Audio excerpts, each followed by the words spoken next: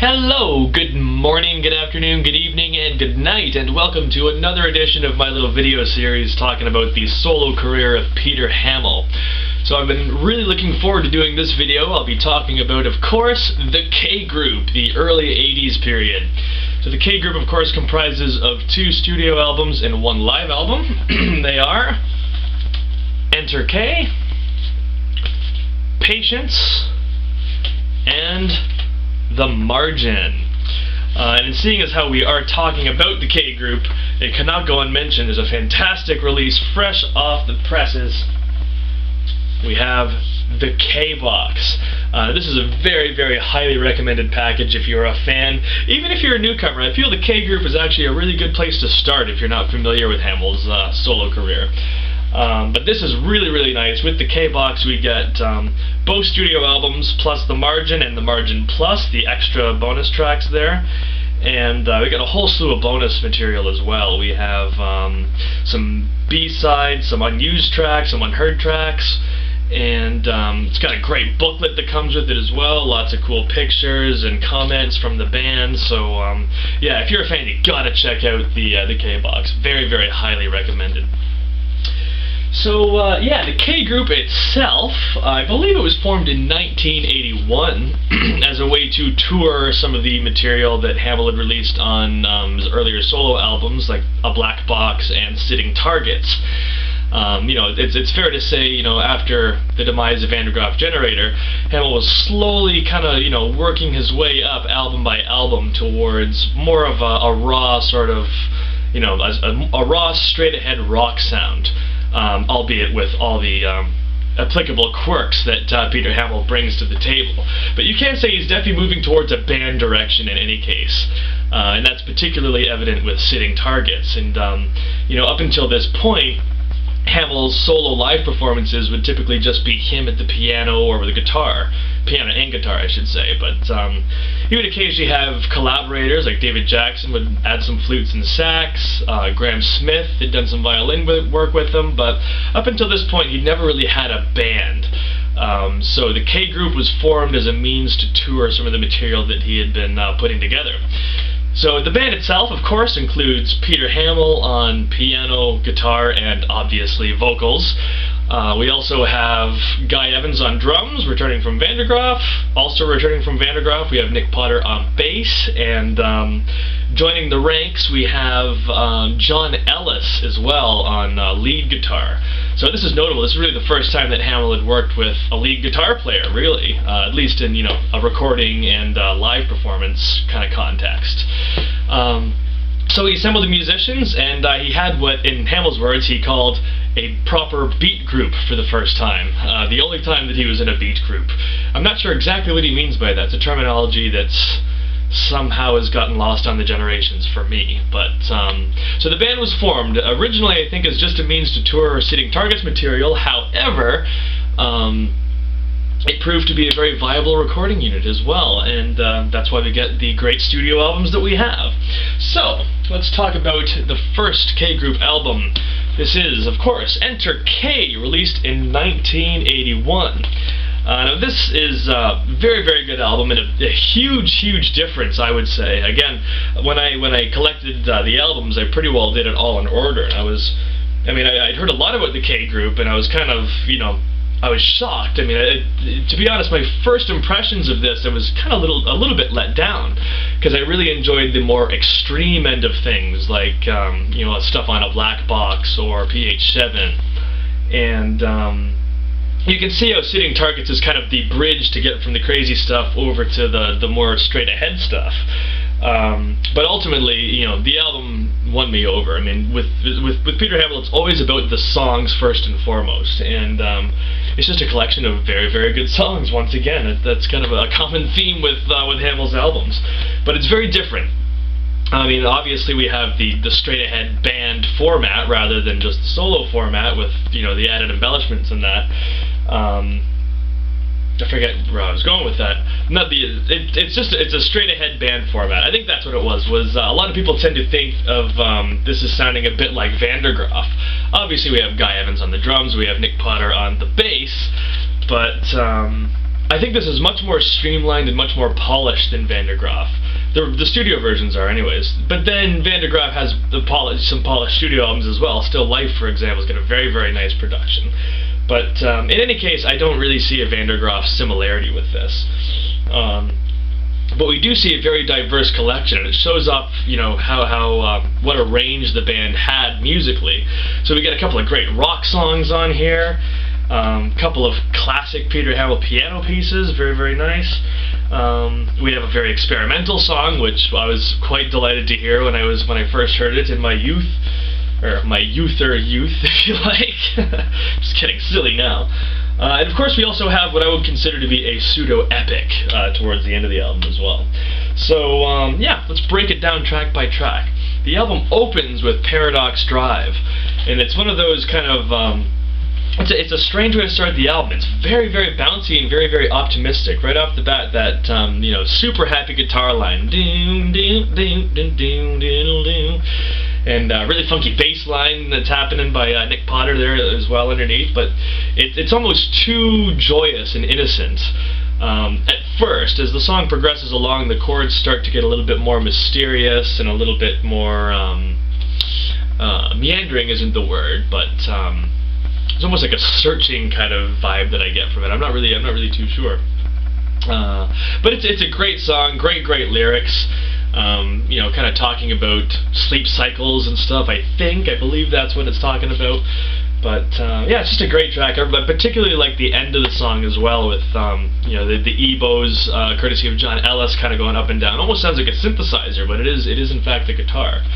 It's just a good song, and I mean, in essence, I mean, it really is a pop song.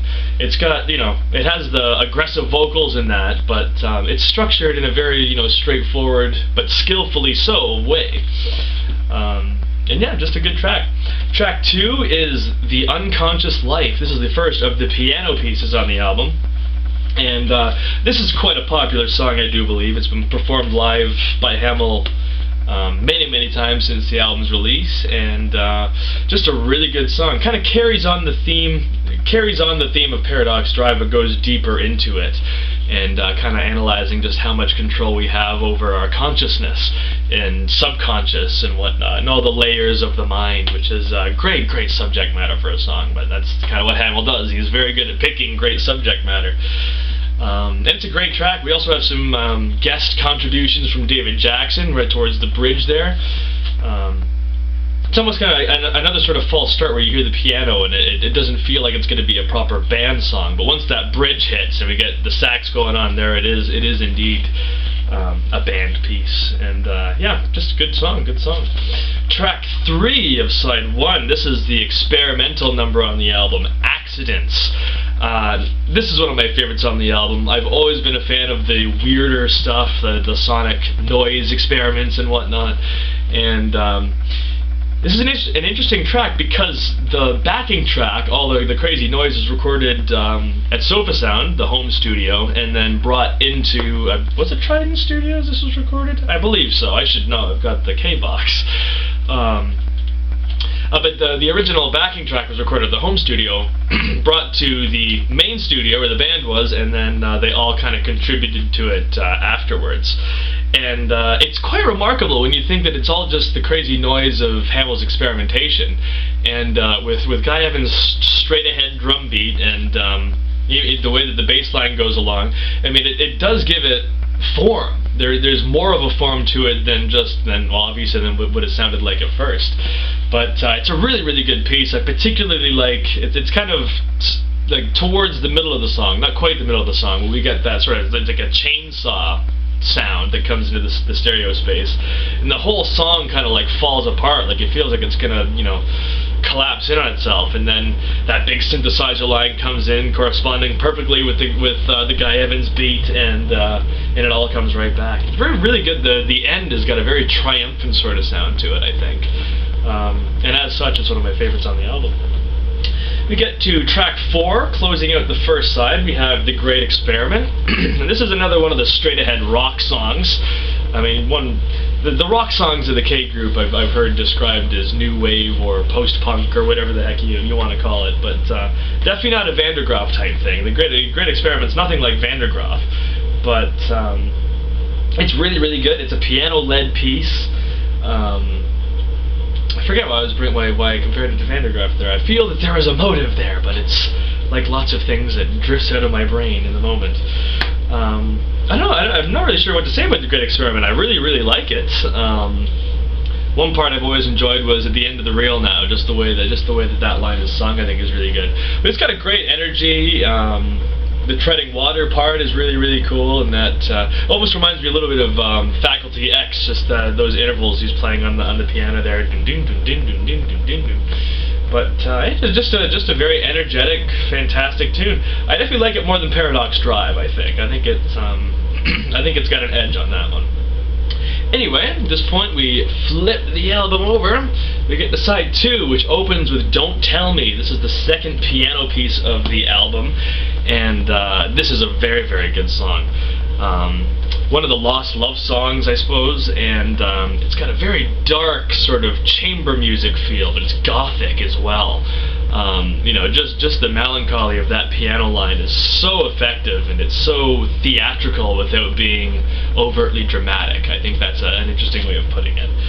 And it's just a really good piece. Again, I don't really know what to say about Don't Tell Me other than that it is a really good song. And if you're a fan of Peter Hammill, then Don't Tell Me is one of those defining moments, I think, of his solo career. It's a really good piece. We move on to track 2 of side 2, track 6 overall. She Wraps It Up. Now this is a strange song, to be honest. And it's not strange in that it's overtly experimental or anything. It's just a very odd arrangement. We've got that kind of piercing piano that cuts through for most of it, and a very sort of abrasive rhythm section, and again, the way that the chords on the piano go up and down, I mean, it works, but it's a very uneasy song. It's almost like, it has kind of pop song elements to it, I suppose, but it's using like anti-chords for it or something. I couldn't tell you the exact details, but it's a very interesting piece. Not one of my favorites on the album, but I've got lots of time for it. This is certainly an album you listen through front to back, and there's not a weak track on it. But She Wraps It Up is just it scratches your head sometimes, but it's good for an album to get you to scratch your head, I think. So yeah, that brings us to Happy Hour, the 7th and final track on the album, and this is I think another one of the big classics on it. I'm not sure if it's my absolute favorite on the album, but it is really good. At 9 minutes long, I would consider it a pseudo-epic. So it is very lengthy, but it doesn't have the dramatic changes or the arrangements that, say, a Van der Graaf Generator piece would have. It's nothing like Childlike Faith and Childhood's End or anything like that. It's much more streamlined, but still it still has its multiple sections and whatnot, and it still has its journey, but I think a little more easy to digest. Lyrically, it's lots and lots of fun. It's the most eloquent tale of a night's drinking that I think I've ever heard of. It's really quite a testament to how eloquently it's been put, when it's really about going too far on the alcohol scene and going over the deep end. And I think there's some great musical references to that concept as well, particularly the first little bridge section where we have the bass line, and then the guitar is kind of doing the bass line rhythm, but at a slower tempo, so the whole thing it feels like you're drunk. It's Pour Me Double Vision in black and white, as the lyrics say. And it is a really interesting little bit. The end is very, very, very long ending at the end. I think when I first heard it, I didn't really like it because it is quite repetitive. The put on the grease paint, getting ready for happy hour section. We hear that line quite a lot, but again, the more I hear it, the more it's meant to be there. It's meant to be like that, and it kind of really drives that last bit of lyric home for sure. And it's almost like a vocal solo as well. It almost gets more and more intense as he goes along. The song itself, there's certain lines where he almost sings it in a sort of a drunk sort of way, which again, that's kind of what Hammill does. His songs are characters. There's characters in the songs, and when he's singing them, he is in essence acting out their part. So a song about a bender, he's gonna sound a little bit drunk, but it's a great piece for sure. And overall, Enter K is a great album, but it's not quite as good as its companion. Similarly to The Future Now and PH7, these albums very much go together. You know, they form a pair, one way or another. And this is a great introduction to it. However, ultimately, Patience, released in 1982, I think is the stronger album between Enter K and this one. And this album, the band is clearly quite a lot tighter. At this point, they'd done, you know, a fair bit of touring. They had recorded Enter K. They were, you know, in a confident sort of frame of mind. And with Patience, we see them a little bit more daring, I think. At least with the arrangements, you know, particularly the rock songs. You see a lot more kind of weird time signatures here and there. And the riffs are much more angular and interesting. And it overshadows some of the rockier songs on Enter K, I think. But if Patience is lacking anything, it might be more of the experimental side. Like I said, it's a daring album in terms of the arrangements that the band is arranging, the arrangements of the songs, but it doesn't have any of the crazy noise or anything like that. There's no song like Accidents on here, which I think is a bit of a bummer, but overall, this is another one of those really, really, really good albums. There's a very high concentration of Peter Hammill classics on here. You know, there's at least 4 classics, and 2 of which are like, you know, some of his very, very best work, in my opinion. So it's an excellent album for sure. You can break down the tracks. It opens with "Labor of Love." Now, "Labor of Love" is a very different opening from what we had on Enter K. Enter K, you know, opens with kind of a rocky pop song. "Labor of Love" on this album is very much a ballad. Actually opens with the drum machine again, so it's kind of a retro into the Future Now era. And it's a great piece because there's a great sort of contradiction to it. It is a love song, and it's a happy love song, but you know, love is not without its challenges, and you know, the song title itself gives it away. It's a labor of love. So you get lots of sweet music and lots of, you know, I suppose hopeful lyrics. I wouldn't necessarily say sweet all the time lyrically, but there's certainly that you know, wishing well kind of aspect to it. But the sweetness is contrasted excellently with the chorus. It has the big, dissonant, scary chord that just, you know, explodes out of the speaker. And it's just got this slow, brooding march. But then it goes into the sweetness again, and it's most effective at the end, after the final chorus, and it's just a repeated series of that dissonant, you know, scary chord. And the last time we hear it, it's all in major, and it's, you know, just arpeggiated just nicely, so it's got a very, very sort of positive resolution. And you know, in that sense, it is an absolutely and utterly brilliant track. I wish I could do a little more analysis on it, because you know, well, you could do analysis on any of these songs and it would go on forever. But "Labor of Love" is very interesting, you know, the way that there's contrast and juxtaposition and, you know, contradicting lyrical things. It's really, really good. So anyway, track 2 is "Film Noir." This is the first kind of the real rocky songs on the album, and right away we can hear a difference from the previous album in terms of the arrangements. It opens right off the bat with a bizarro time signature. I'm not sure if it's a weird time signature or if it's just a phrasing. It said that it's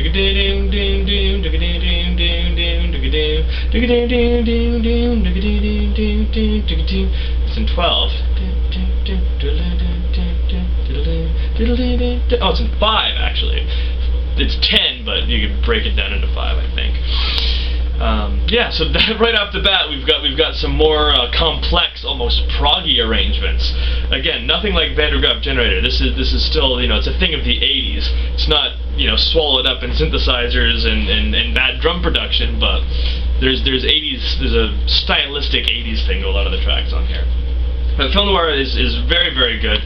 I love the lyrics. It's talking about 2 actors doing sort of a romance scene, and one of them is taking the line between what's acted and what's real is sort of blurry for this person, and it plays out just like a film noir. And the suspense in the track is really, really good, especially when we get to the big grand closing line, where the centerpiece of the centerpiece moment of the story unfolds with the pistol in that, and the music is just so suspenseful, and then back into that riff again. Really, really good, really successful stuff. Yeah, good track, film noir. We'll move on to track 3. We have Just Good Friends. Now, this is one of those Peter Hammill classics. It's one of the piano type ballads. And it's really, really good. It's another example of being, it's melancholic and it's theatrical without being dramatic, or overly dramatic, and I think that's really successful. It was really good, I should say. Interestingly, the song "Just Good Friends" was actually, I believe, was written about the band itself. As with a lot of things in Hamill's career, something like a band like this isn't necessarily destined to have a huge amount of longevity. It's kind of an unsustainable thing, just the nature of the beast. So I think they may have been aware that their time was coming to an end around this time, and I think that kind of served as the initial spark of inspiration for the piece. But it works very, very well as, another lost love song dealing just with human relationships and, the situation where, you don't want to be someone's good friend, you want to be something more and whatnot. And it works really, really well. Like I said, it's theatrical without being dramatic. And it's a fantastic piece. Essential Hammill song.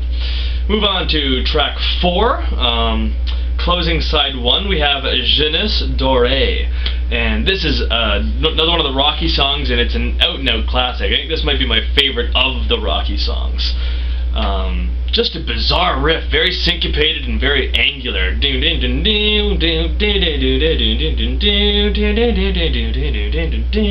the way that Hamill's singing over top of that is really, really cool. But the disjointedness of the riff really contributes to the energy of the track. It's still driving forward, but it doesn't necessarily have that 4 on the floor beat going on, right?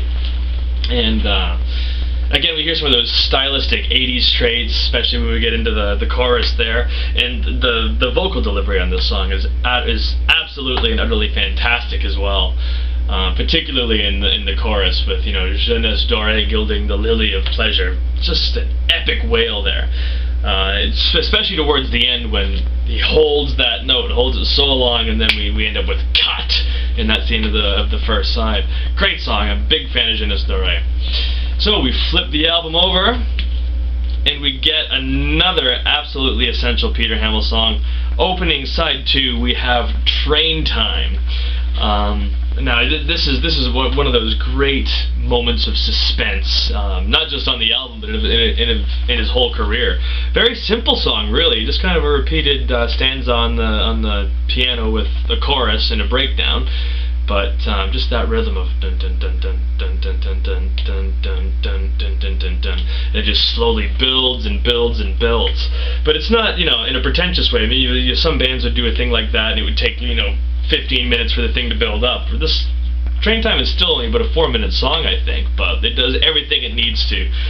Lyrically, it's talking about time, and that's a common Hammill theme, is pondering the flow of time, and it's interesting stuff. It's deep stuff for sure.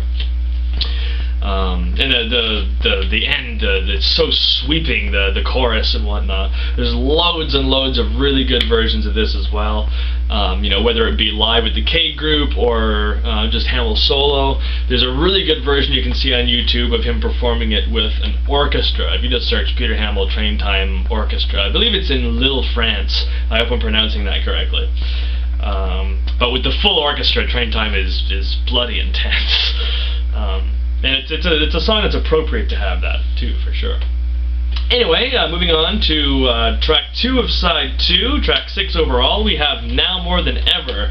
This is the last of the straight-ahead rock songs on the album, and this one might have actually been a throwaway from the K-Box, or no, not the K-Box, a throwaway from Enter K, sorry. In that this was actually a different version of this song was released as a B-side to Paradox Drive. And the alternate version is really, really good. We have a piano that leads it as opposed to guitar. There's a guitar on the K Group version. And again, very angular, weird riff. It almost sounds like backwards music when it fades in. but it's just the way that it's played, and it's a great track. I like the backing vocals towards the beginning, singing the title of the song. I love how it slows down and speeds up. I love the whole section, the dream and the unconscious I in real time. Do do do do do do do do do. Back into that riff, so fantastic. And again, lyrically talking about time and the concept of the now, and that right now you are now more than ever. You are more now than you have ever been or will ever be. Again, deep stuff to think about, but. Again, it worked. It's great to have a high energy rock song like that has those kind of lyrics as well. Another one of the great appeals of Hammill. Let's take a look at track 7. This is Comfortable, another absolute classic Peter Hammill song. This is the only K Group song that's got an acoustic guitar that's released on an album, and it's a really good piece. There's some really good versions live that are just solo acoustic and voice. But the version on here is quite interesting. It is, it's led by the acoustic, but it's still a full band performance. And when we get to some of the breakdowns and the bridges, having Guy Evans swing the drum part with the saxophone on top and everything is just really good. The flute on Comfortable is really good too. Great lyrics, talking about it's basically, I suppose it's talking about not questioning things. Choosing not to question things if it makes you feel uncomfortable. And there's some religious imagery in there which kind of adds to the intensity of it. But yeah, just a fantastic song. And that brings us to the almost title track, Patient. And this closes out the album and is kind of like the epic of the album, I guess. It's not a very long song. I think it's only like 5 or 6 minutes. And it still has... It's an epic in that there's a few, changing multiple, there's some multiple parts to it. There are multiple parts to it. But I said, it's not lengthy. But it's got a great atmosphere. There's a great sense of, musically there's an uncertainty. Lyrically, a lot of Hammill's themes are, I think, to do with uncertainty and the unknown. But Patient is a really good example of that. On a musical level, it has this very uncomfortable sound and this very uncomfortable atmosphere, and then coupled with the lines waiting for the doctor to come. It's a vague line, but it definitely stirs up some creepy imagery, if you know what I mean. Especially towards the end where it gets really loud and we get the full-on vocal assault. And what can I say? It's really good. I like the end as well, where it kind of fades out, and we have the repeated line, can you really be so sure? That's a classic way to end a Peter Hammill album for sure. And that brings us to the end of Patience. Like I said, Enter K and Patience are definitely a pair. They're both great. They're both really good albums, but I think overall, Patience probably takes the cake. But Enter K has a lot of pluses as well. You get a proper epic with Happy Hour, plus you get the sonic experimental stuff with Accidents. So both essential. At the end of the day, you just gotta get the K box because it's got everything. So I'm not gonna finish the video just yet. I'm gonna take a few minutes to talk about the Margin. I also have the Margin Plus on CD. It's over there. I'm not going to get it right now, though. So the Margin is, I guess it's Hammill's first solo live album, and it's interesting that he chose to do it with the K Group, and we get the full band sound before we hear more of the intimate live performances where it's just him and perhaps one or two contributors. And this is a fantastic album. This is the original version, so it doesn't have the Margin Plus. It's just the main first disc of the Margin Plus. But on vinyl, it's still a double album.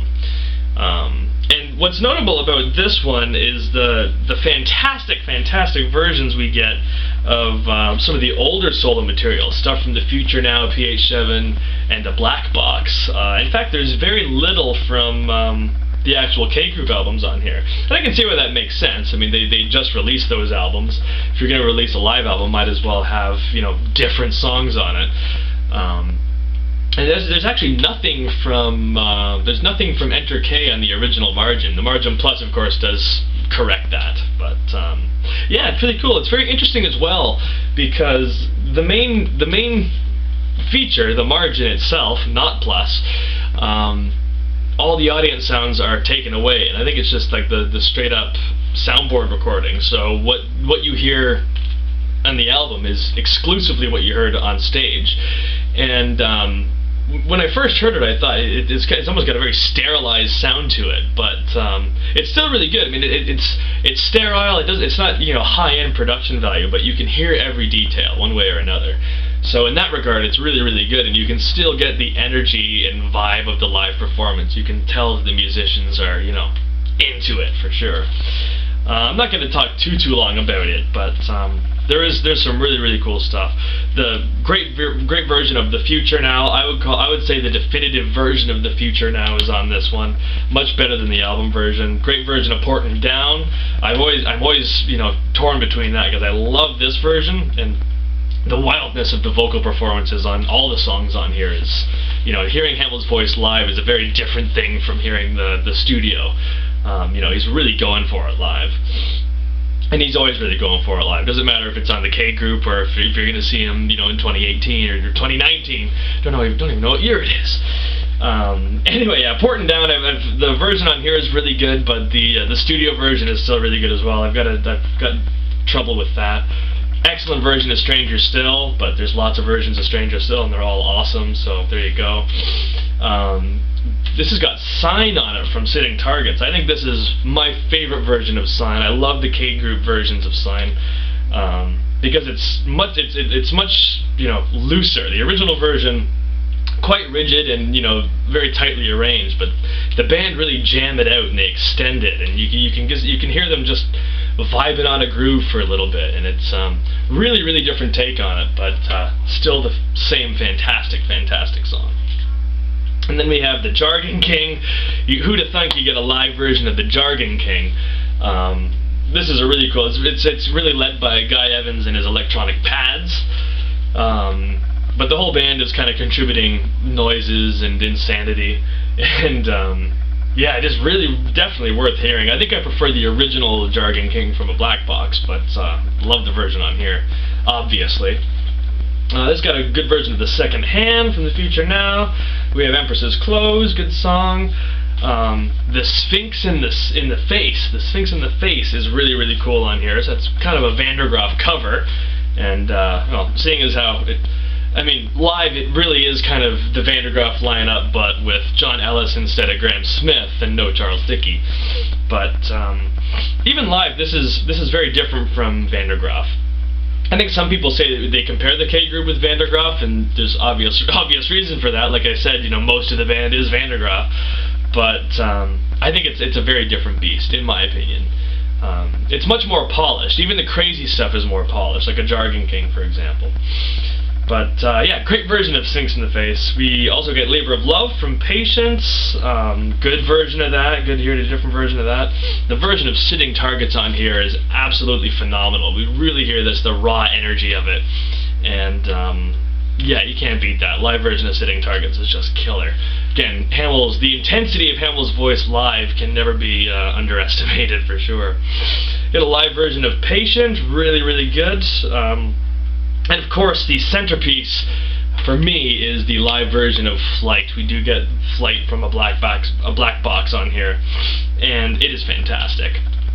It's so hard for me to choose what my favorite version of Flight is. We've got the original version, there's this version, and of course the 2013 version. Yeah, I think it's the 2013 version that's on Merlin Atmos. I can't pick a favorite. They're all vital. They all have their advantages. I love hearing John Ellis on here and how he, especially some of the crazy parts. It's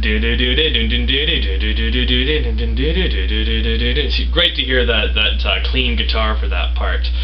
And Guy Evans does a great job holding it all together, and so too does Nick Potter. It's just a great performance of an epic song.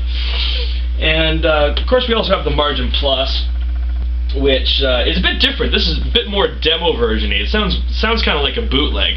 We do have some audience sounds, which is different from the original margin, and yeah, it's ultimately not as good as the first one, but it's still really good, and we actually get a lot of missing tracks from Enter K. So we've got Paradox Drive, The Great Experiment, version of Happy Hour, which is really, really nice. Great to hear a live version of that. Margin Plus also has Modern on it, just a bizarre version of Modern. I think Modern is a little bit better suited to a solo performance, but you know, the more variation you get, the better. So I've always got time for the K group margin for sure. We get a few tracks from Sitting Targets. We have My Experience, really good version of that. Excellent version of The Central Hotel, where the ending part is actually extended a little bit. Very cool. And Film Noir, of course. Great to have a live version of Film Noir. And we also have Again, going back to some really old stuff. Again being from In Camera, obviously. And a really nice version of If I Could as well. So, yeah, the Margin Plus is very good. I'm not going to worry about talking about the other versions of this stuff. Seven Wonders is a really notable song, obviously. But, yeah, I'm getting into it. Just looking at this is very cool. Actually, if you made it this far in the video, just because I'd like to show you. Oh, and my cat has come to visit. I scared her away. Vegas. Her name is Vegas, and she's a menace. But yeah, I'm not sure if you've noticed this in the background, but I've got this is actually a signed postcard. The autograph is on the other side, but I won't take it out now for reasons of laziness. So, anyway, let me just wrap this video up in 2 seconds.